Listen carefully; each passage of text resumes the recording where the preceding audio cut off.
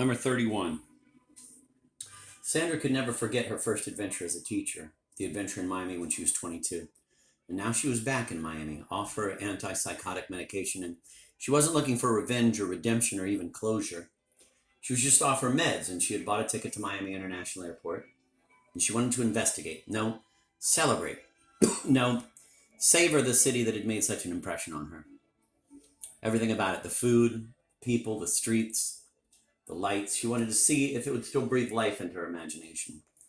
When she was 22, she enjoyed going to the bowling alley here. She enjoyed going to the golf course, not to play golf, just to drink beer and wine and to write in her journal or read a book and to be young. And she used to drink beer and wine at the golf course with a certain other teacher. He taught architecture. He was from Madrid, Spain. He was the most intriguing human she had ever met.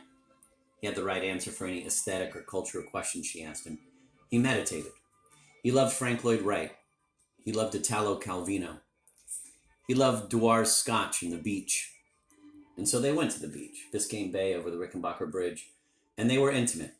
It had changed Sandra. She didn't like to admit it to herself or to anyone else, but it had changed her. This intriguing architecture teacher was named Fernando.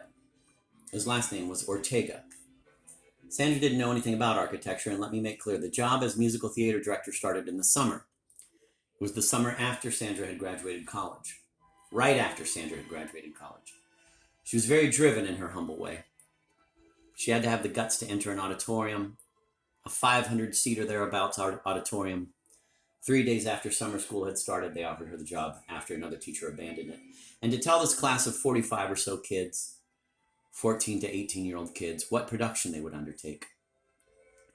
3 weeks ago, she was kowtowing to her professor of world literature. Kowtowing to a professor she had hoped would cover work from the 7 continents. The literature of Antarctica, the literature of Asia. But all she got was detective fiction. Her world literature class focused on detective fiction. Murders in the Rue Morgue and Agatha Christie. Now that she, Sandra, was getting hired 3 days into a semester, it started to make sense. You need somebody as soon as possible. You have a musical theater class or a world literature class. If you don't have a teacher, your institution looks like shit. So Florida State University had hired Ms. Corbett to their world literature program, even though she told them, I specialize in detective fiction. The dean of students loves this because he loves detective fiction. Well, he doesn't love it. He went on vacation to Nevada with his fiancée and he read the entire Fletch series. Ms. Corbett is young and attractive, and they need a world literature teacher, so Mrs. Kersler enters the classroom now, or this wasn't really a classroom, it was truly an auditorium. And Sandra had to ask a class of 45 teens, a class full of kids that, fortunately, mostly were there by choice. She had to ask them, a bunch of suburban Miami kids, teens, have you guys ever heard of Fiddler on the Roof? The 45 students were down on the stage. Mrs. Kersler was up sitting at a long table she had pressed flush against the highest railed vantage point.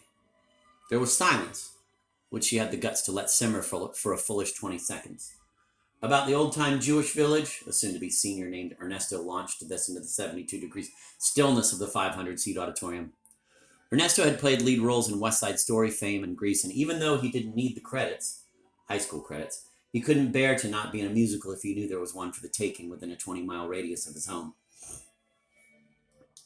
For her lodgings that fateful summer, 22-year-old Sandra found a room in a golden green leafy street in the part of Kendall known as Kendale Lakes. It was a townhome.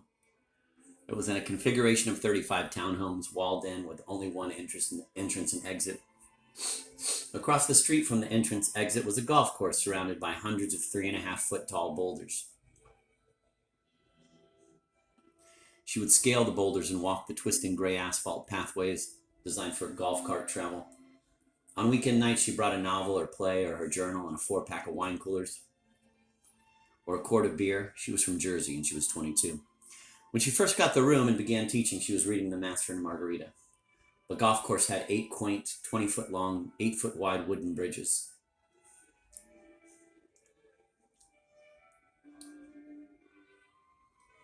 The one nearest to her room was only about 70 yards away.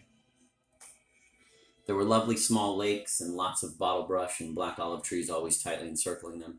The wooden bridges each had a small lamp on them, causing at night just enough light for 22-year-old eyes to read or write by. And there she would be, plugging away at her journal or the novel or the play. It was her time. Her weekdays were focused on fiddler and working with the chorus director and the director of the band, trying to get the male lead to understand how to follow the beat of the song, Little Bird, Little Havala. The band director finally relinquished his conductor's baton and said to the boy, David was his name, "Should I just follow you?"